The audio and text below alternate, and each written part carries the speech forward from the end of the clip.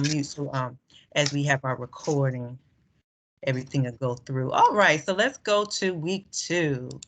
I'm so glad you guys are doing all right. Week 1, we just got into the swing of things and we were making sure that we, all registered and everything. Chapter 1 gave us an overview. Let me get my book real quick. Week 2, we're going to be in the chapter on discussion. So you're going to see that discussion, excuse me, chapter on authority, and you're going to see your discussion. Let me click on that real quick. So in this week, we're talking about authority, and we're going to talk about that today. And your question for your week 2 discussion is going to be, how would you decide whether or not a particular theological assertion is true? And what I mean by that, let me grab my book real quick. What I mean by theological assertion is, so we hear lots of things, right? And this week we're in chapter 3. We hear lots of things. And so if you heard something regarding the faith and you're trying to figure out, is that true? How do I find out if that's true? Is that what they teach? Is that what we should teach? Is that true? Where would I go? How could I decide what is truth or what might be somebody's opinion about something? And that's really a lot of what goes on today. We have so many different thoughts about, I don't know, people or lifestyles or how we're going to do this, how we're going to marry people, whatever the situation is, right? And so if you're saying, okay, well, I'm wondering about this, how do I find the truth? So that's what this question deals with, authority. So you're going to get your answers based on chapter 3's reading. Remember that when you make your post, make sure it's at least 100 words and you cite. You could definitely cite from your book. Your book is a good resource. Excuse me, y'all. But just make sure that you cite. Excuse me. That's what happens when you eat your breakfast before you teach. Just make sure that you cite using MLA citation, okay? And I am going to be looking at your post and engaging in your posts. A lot of them, you guys are going to have great ideas, and sharing amongst each other is always great. So that's how we learn from each other. So this week's pretty light. You just have your discussion question. That's it. And for those people who are not here online right now, they can check out and people who are here, you can always check out the chapter 3 PowerPoint and professor lecture right here. So it's me talking, and so I'm kind of going to go through it today during our presentation, and we're going to add to it, okay? So everybody all right? Let me come back to our lesson for today.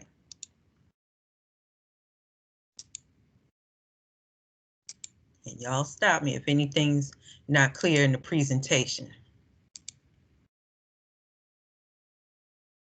All right. So I'm gonna just put it up like this. Okay, so if you have your books with you, you can go and start on page 41. We're gonna talk about authority. And let's go a little bit. Let's go back to chapter 1 and making sure we understand theology. Let me hear from one of my students. What is theology? How would you define it?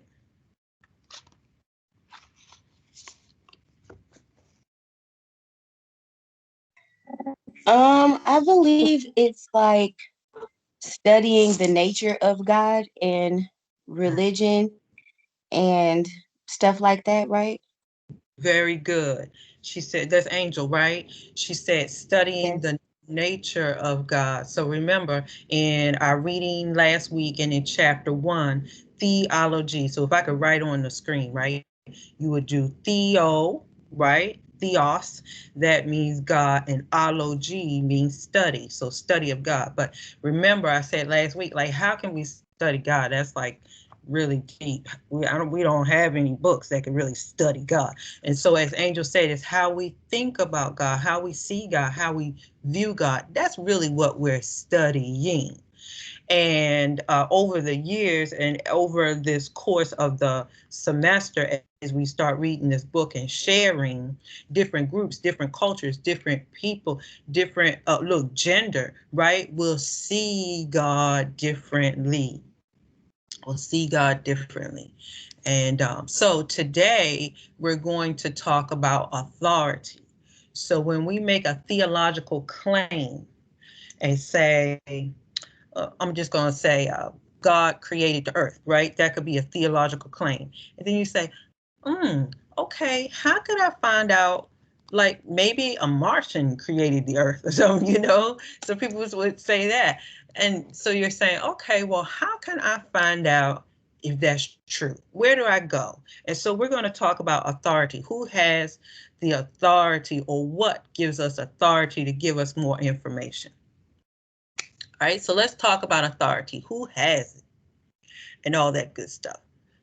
So let me go back here.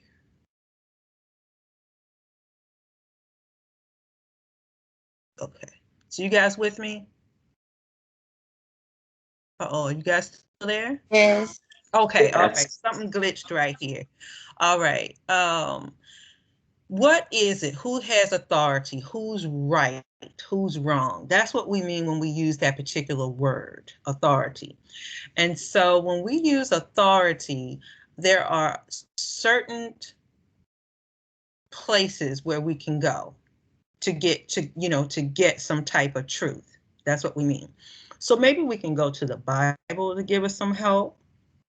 Okay, maybe we can go to some of the historical councils that made decisions and get some help.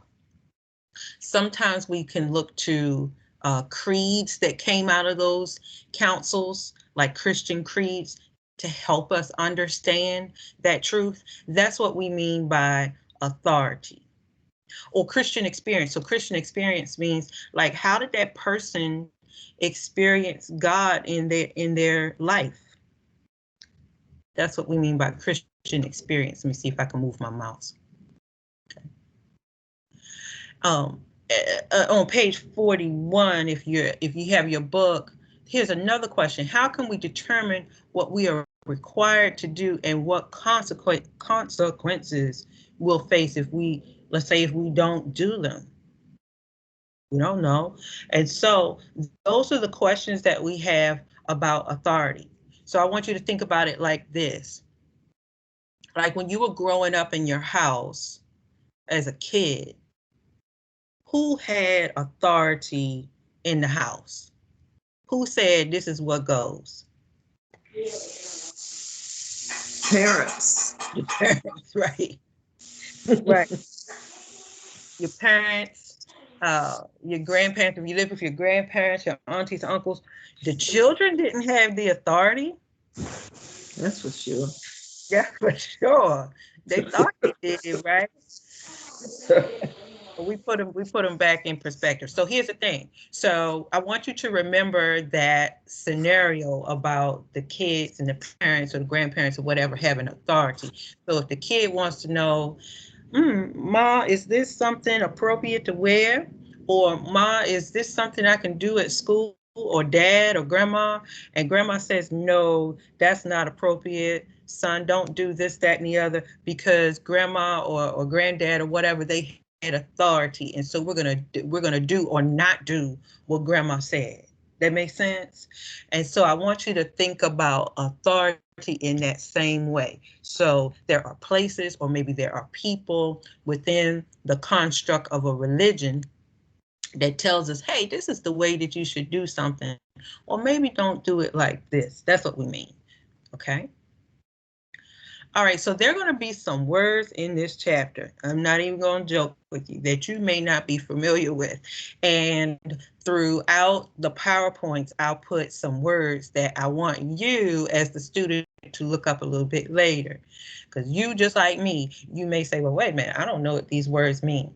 Inerrancy, authority, infallibility, papal, and primacy. Those are some of the words that you're going to see throughout this lesson. And you're going to do just like this girl. Make sure you look them up. Okay. All right. So let's keep going. Let's talk a little bit more about, let's see if I can move this over here. All right, let's talk a little bit more about biblical inerrancy. Let me make sure. I think if I put it on full screen, okay. Biblical inerrancy means that whatever the person reads in the Bible is going to be true. So that the biblical inerrancy, if you see this later, especially on a quiz, to define it would be saying that the Bible is infallible, meaning that it's right. There are no errors there. There's nothing wrong. It can't be wrong. Okay, so the words that we receive from the scriptures or from the teachings of the Bible would be like our measuring stick on what is right or wrong, or what we should do, or how we should work out our theology or our faith, what we should think, you know. All right, and here's a couple of things I want to talk about, and we can open up a discussion right here. We have to be careful when we read things in the Bible because they can have lots of meaning. And if you're following with me, I'm on page like 43. So let's talk about this. Many times, have you ever tried to read something and you're like, what is this talking about? So, Yes. yeah, like, I don't know what you're talking about here. So there are four different types of meaning that a scripture could have. And so as you all are studying, you can share this with other people when they try to say, hey, this is what it means. You could say, well, it could, but let's see. Does it have a literal meaning? So there's some scriptures that are just going to mean exactly what it says. You know, do it this way, or don't do this, or whatever. There are other scriptures where it's not real straightforward. Maybe there's just a lesson in the story. It's like an allegory. You ever heard of like those fables and things? You know, remember those little nursery rhymes and fables? I mean, it wasn't real animals doing stuff, but it was just a lesson that we were supposed to get from these animals. Anagogical interpretation. This seeks to explain that, like, there could be a biblical event in the story that relates to the world or relates to your life. There are a lot of stories in the Bible that, let's say, for example, relate to family or motherhood or fatherhood or even being a kid, right? And how you should carry out your relationship with your parents or with your siblings or with your spouse, you know. And then lastly, look down at the bottom, typological interpretation. This says that something sometimes in the Old Testament can be foreshadowed and mean something in the New Testament. So let's just pause right here. I know I said a lot. Let's pause. You can open up your microphone. Any of that have you confused? Have you ever had a situation where you're coming to to a scripture or something and you're like, I don't even know what that means? Yes. All Yeah. the time. Somebody said all the time. I know. So true. And so you all have the tools now to say, could this be, could what I'm reading, could this be a literal meaning? And some things are literal. God said this, or, don't do this. Okay, I'm gonna give you something real easy, right? Let's say like a 10 commandment, thou shalt not kill. Yeah, don't kill. I think that's literal, right? Right. Don't take somebody's life. That's not good. That's literal. That's some literal meaning. I don't think we want to be, well, don't do it in this type of situation, And of course, like self-defense, that's totally different. But that's a literal meaning. Don't kill people. Don't go around killing people. That's what that means. And then sometimes, Professor, yeah, go ahead. Take it away. I was going to say, I belong to a women's chapter, and we're having a prayer breakfast, and I'm doing a 3-minute talk on bread. We're doing the food groups because we are unable to meet in person. So we're doing the food groups, and we're taking each food group and relating it spiritually. So of course I have bread, and that's the perfect example to me of what you're talking about, because when I look at the many ways that God used bread, or Jesus used the term bread, and then have to determine, is he literally talking about bread, or is he using it, as um, another one of these meetings? I got to look them up and figure out which one. But I'm going through that now, trying to determine, when he uses bread, is he talking about the physical bread, talking about spiritual bread, or is he using it as an example for something else? Well, very good. Very good. No, not necessarily is he talking about literal bread like wheat Yeah. or the other bread I got down there, the white bread or whatever. No, not really. So many times, here's another hint. Might mute your microphone. Here's another thing too. When you read things in the Old and New Testament, there are a lot of metaphors. Y'all remember, go back to your English class. So metaphors will represent something else. And so bread, for example, is a metaphor that represents. Think about bread. Bread is thick. If you just sometimes just get a slice of bread, you can make a sandwich or bread pudding. Bread will fill you up. And so bread is reminiscent to something that is fulfilling. So like the bread of life. And so Yeah. yeah. And so Jesus used the metaphor of bread that is something to give people not just food, to eat in your mouth, but something to sustain the spirit and to help them to continue to grow. So he is not necessarily talking about bread to chew on, but here's another thing. It's a metaphor that represents life. It's a metaphor that can also represent Jesus, as Jesus is also referred to the bread of life. And I don't want to get too far down in this, but when like in a ritual, there may be a piece of bread in the Eucharist or in communion that represents the body of Christ. Well, we know that piece of bread is not necessarily Jesus, but it's just a representation. And then when the person eats that bread, it's just a representation that I am fulfilled with the life of Christ. I hope I made sense right there. Yes. Okay. Yes. Thank you. You did. You're welcome. But there are so many different meanings, ways that they use the term bread, particularly in the Old Testament, that you really have to understand what he's conveying to the people, or the expectation of the meaning of that word. Exactly.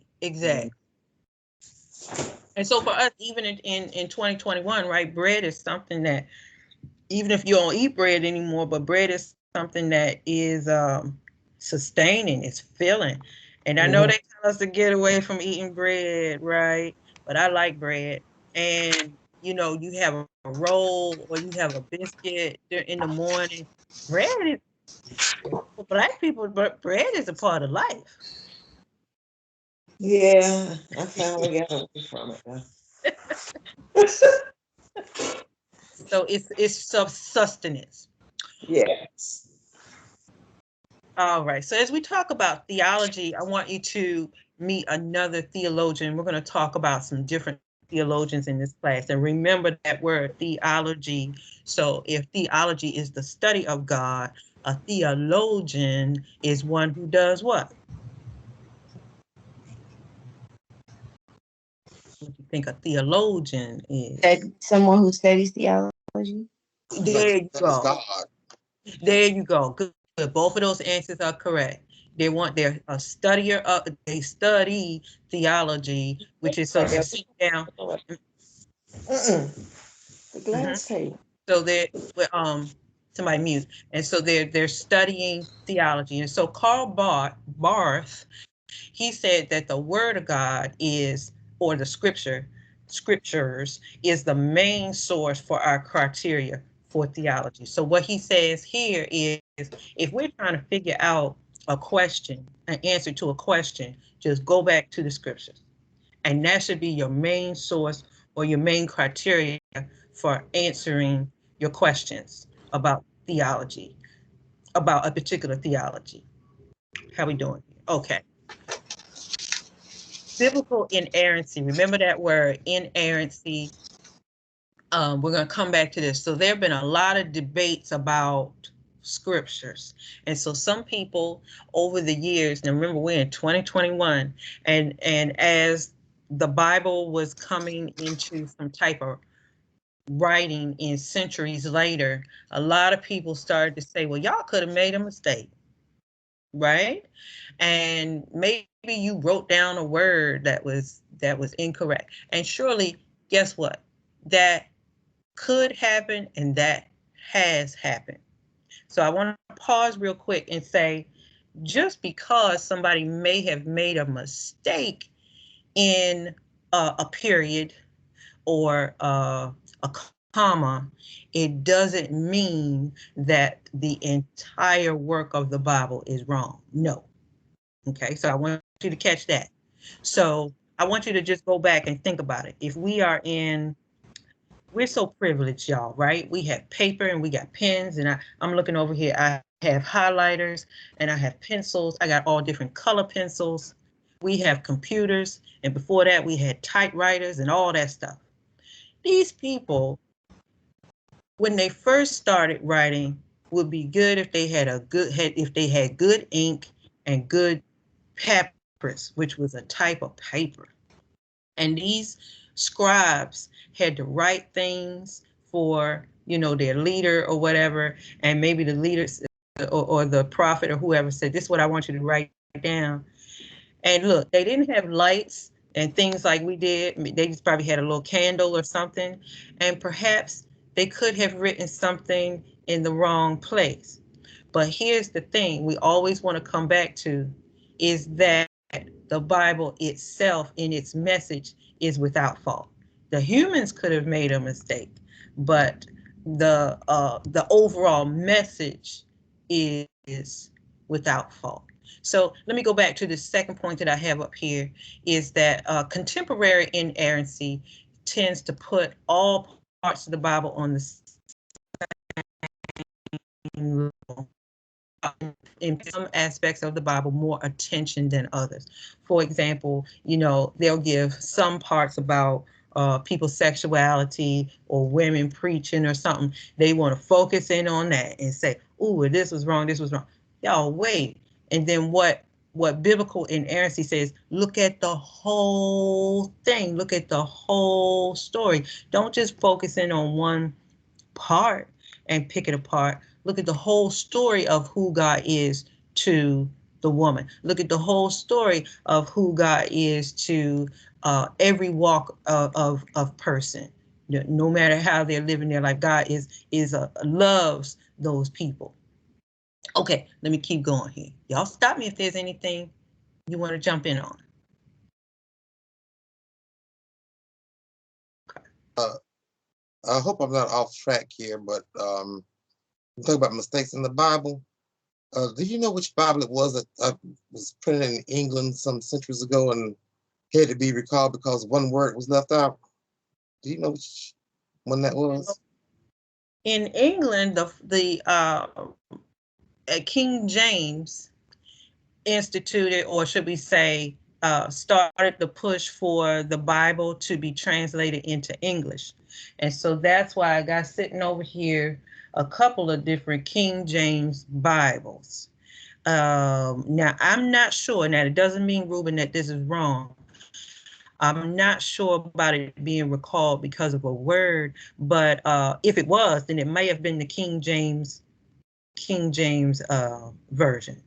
because that was the first version in English in the early 1600s. I want to say about 1611. Hmm. Right, because the reason was because the word, one word was left out of the Ten Commandments, and they had to recall. I think they got all of them back, but like Oh, 9 of them that was recalled because a word was left out of the Ten Commandments. The word "not" was left out of one of the commandments. oh. Well, that would definitely change the meaning of the sentence, right? Oh, it changed the meaning So of they, that one very much. yeah, yeah. So if that's what it was, it is I'm looking at my bookshelf, the King James version, and that came out 1600s under that king, King James. And so he was the first one to say, hey, so we had books, excuse me, we had Bibles prior to that in Latin and in Greek and in Hebrew. And as the people, and remember the people in Europe, Greek, Latin started to kind of go down and people weren't understanding the Latin, and they said, well, we need a Bible in English. Okay. And so that could have been it there, Ruben. Okay. All right. So let me see if I can pull this up for you all, and you'll see this in your presentation in your class. But I wanted to talk a little bit about this word papal. Papal. I always say papal, but I think no, it may be papal. I may be mispronouncing it. And that refers to the Pope. Now on this page, I'm only talking about, and I put it right here, the Catholic Church, not the Protestant Church. So this is where it might get a little confusing for you. Let's just back up real quick. Some of my students have been with me for the church history class, so you might understand this a little bit better, and some may have not. So let's unpack this. See where I put that little red line on the screen? What's the difference between the Catholic Church and the Protestant Church? Anybody know from my other class?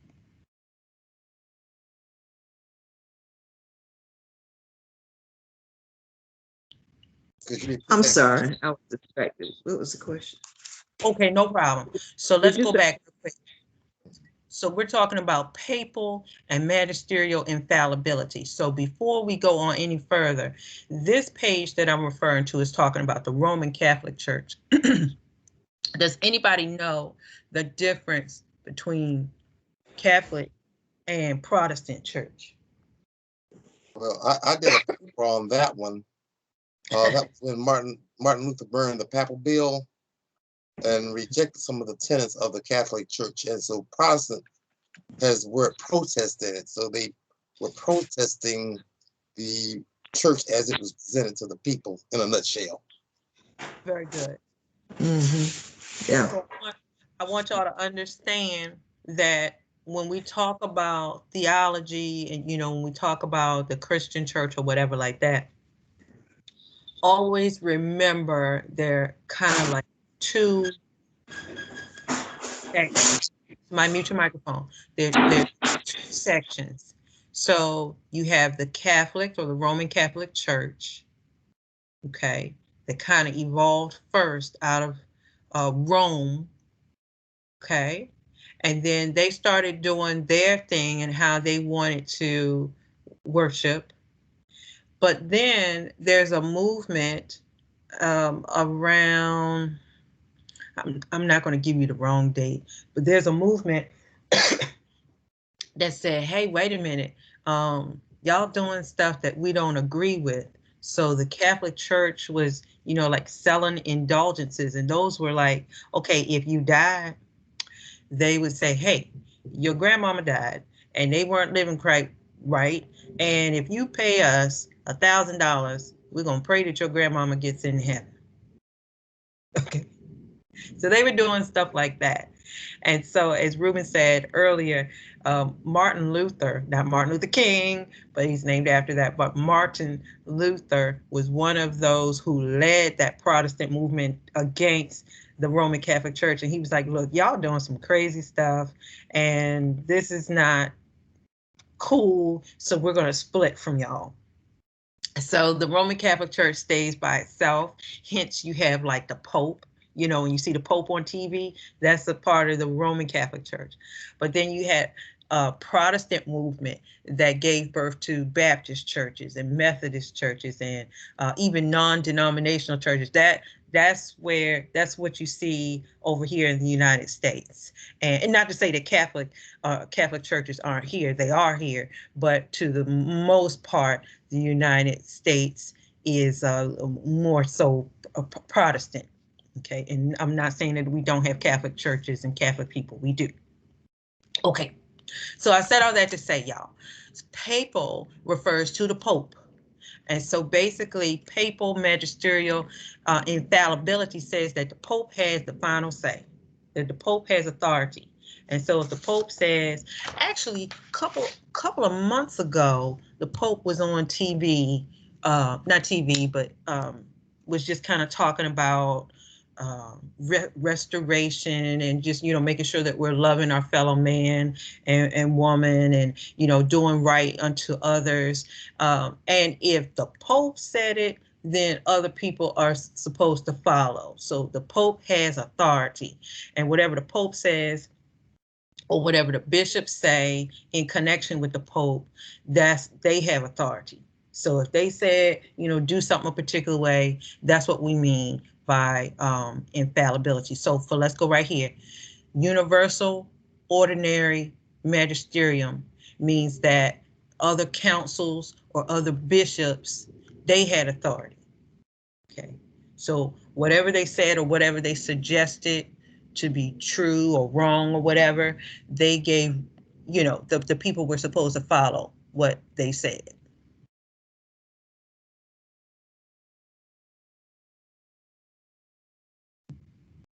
Okay, let's keep going. What else has authority when we're trying to figure out, oh no, is this true or how do I find the answers?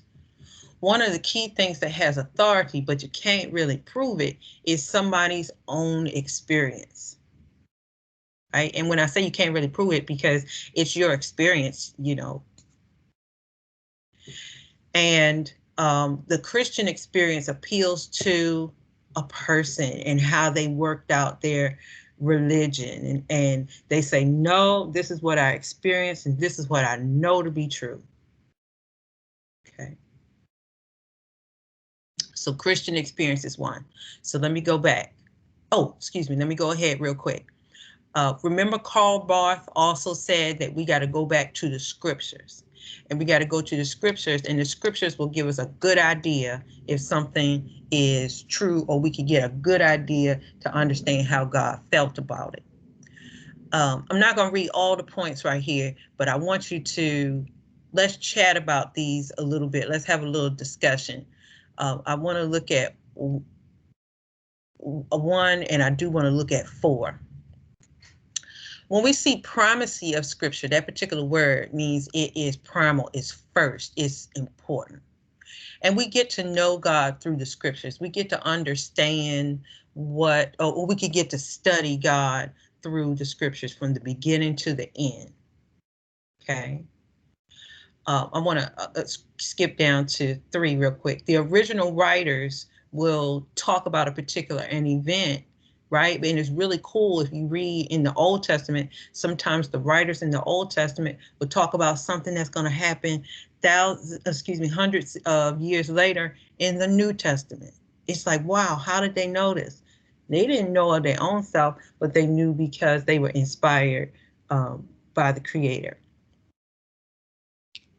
I want to look at number 4, and I want to have a discussion here. Not all parts of the Bible will testify to God's revelation with clarity, such as maybe something that deals with slavery, maybe parts of the Bible that deal with assault, sexual assaults, war. Let's just pause right there. So where could you find that difficult sometimes? Could you be scratching your head like, I don't know.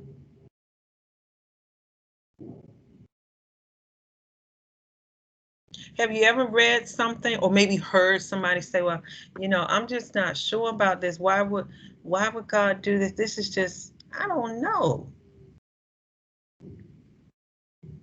Yes. Who was that? Was that Angel? Irene? Yeah, it's Angel. Angel, yeah. Yeah.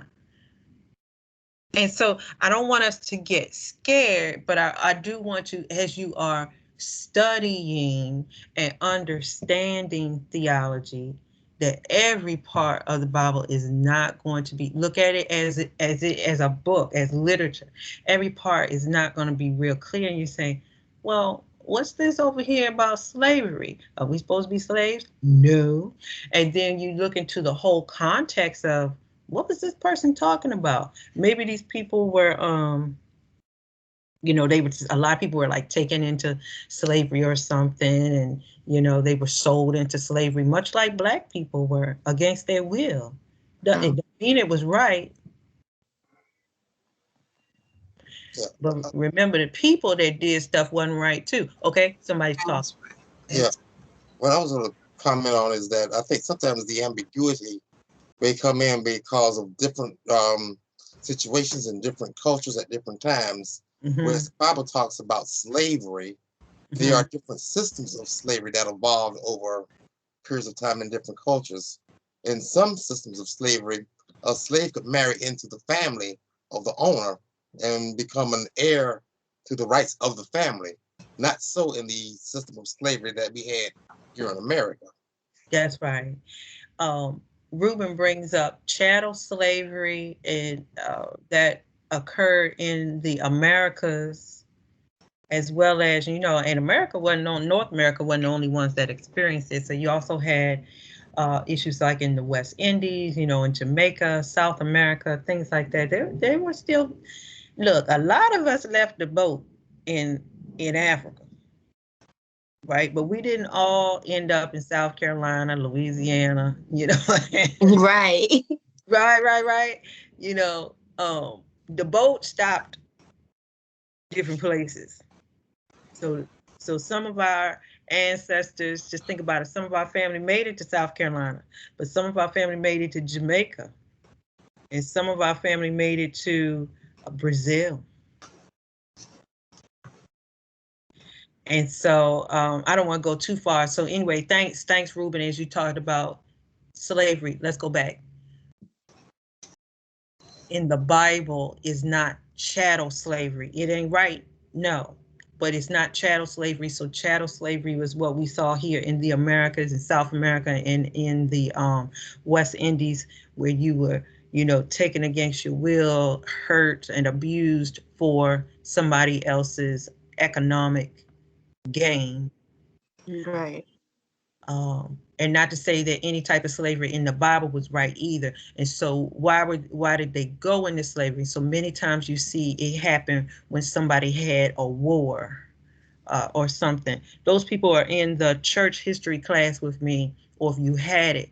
Many times they went into these wars. Excuse me, no. If you had Old Testament with me, they got into these wars because of what reason? Y'all remember from the Old Testament class?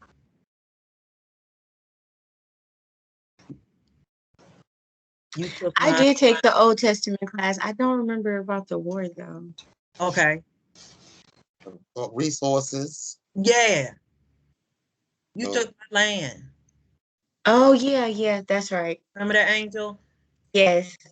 This group moved over here. They're on my land, and this is supposed to be our land. And God told us that this was our land, and we're gonna go over there and take your land. We're gonna plunder your land. Oh, you over here? Well, I'm gonna take all your family, and I'm gonna put y'all away. And you see what I'm saying? That It was almost feels like every time there was a, I do remember now, it almost feels like it was always for the same reason, like somebody wants to take over this part of the land and then they're fighting and killing for it. right, right. Much like what we still do today, right? Right, Right. right. You in my space. People are territorial. If somebody said this is my house, this is my house, right? And if y'all came in here and said we're gonna take your house, Miss Berry, oh, what? So we're gonna start fighting, and then we're gonna pull out guns and all kind of crazy stuff, right? Because you're trying to take my land, and then my kids aren't gonna have anywhere to sleep tonight. And we're going crazy. And now that I captured you and I'm mad at you, then I'm gonna put you over here, and then I'm gonna make you tend to my garden. Right. Now you're a Mhm. slave.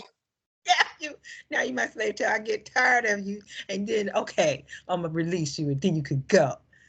Yeah.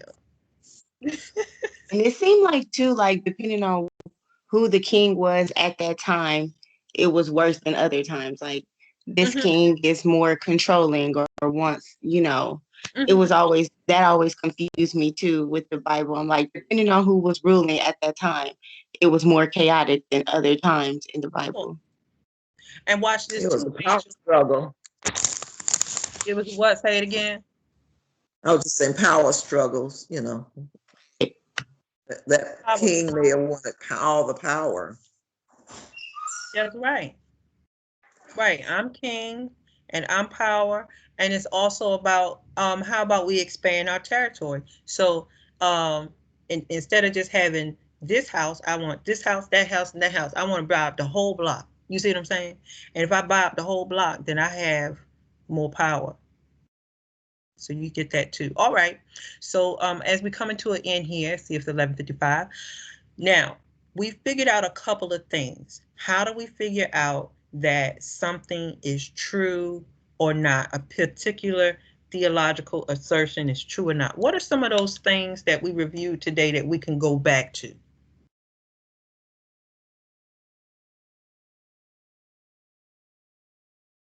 What are some of those things we could go back to?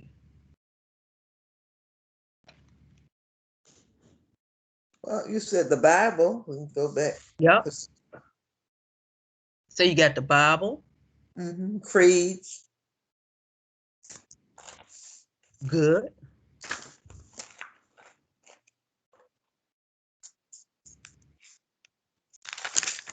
And what else? The Pope. You say Pope. Got it. All right. All right. So we're going to pause right here. And if you have any questions, please let me know.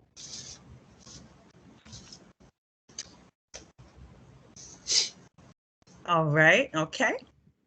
So you guys did really good today. We want you to definitely finish your discussion post. So you should have a little bit of information. And you all let me know if you have any questions, okay? Okay, my microphone was acting up. Okay. All right. Okay. All right. Thank you so much. All right. Okay. Thank you. Thank you. Yeah. Great lecture. All right. Uh-oh.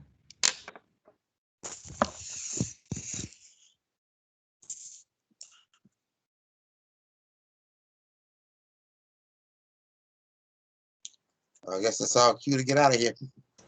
Okay, everybody have a nice day. Take care. Okay. Be safe. Bye. Bye. Bye bye.